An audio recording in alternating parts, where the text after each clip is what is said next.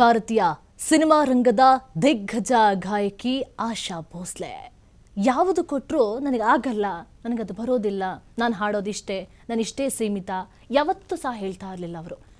ಎಷ್ಟೇ ಅಭಿಮಾನಿಗಳು ಎದುರುಗಡೆ ಇದ್ರೂ ಸಹ, ನನಗೆ ಆಗಲ್ಲ ಅಂದರೂ ಸಹ ಅಭಿಮಾನಿಗಳಿಗೆ ನಿರಾಸೆ ಮಾಡಬಾರ್ದು ಎನ್ನುವಂತಹ ನಿಟ್ಟಿನಲ್ಲಿ ಎದೆಗುಂದದೆ ಸ್ವರ ರಾಕ್ಷಸಿಯಂತೆ ಹಾಡು ಹೇಳ್ತಾ ಇದ್ರು. ಚಲನಚಿತ್ರ ಆಗಿರ್ಬೋದು, ಪಾಪ್ ಆಗಿರ್ಬೋದು, ಗಜಲ್ ಆಗಿರ್ಬೋದು, ಭಜನೆ, ಗಾಯನ ಯಾವುದು ಬರಲ್ಲ ಹೇಳಿ.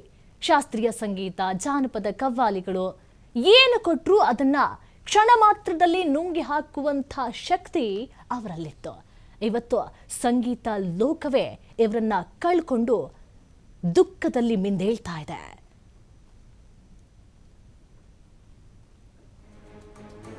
ತೆಲುಗು ಆಗಿರ್ಬೋದು, ಮಲಯಾಳಂ ಆಗಿರ್ಬೋದು, ಅಸ್ಸಾಮೀಸ್ ಆಗಿರ್ಬೋದು, ಭೋಜ್ಪುರಿ, ನೇಪಾಳಿ, ಬೆಂಗಾಲಿ, ಇನ್ನು ಹಲವು ಭಾಷೆಗಳಲ್ಲಿ ಹಾಡುಗಳನ್ನು ಹೇಳಿದಂಥವ್ರು.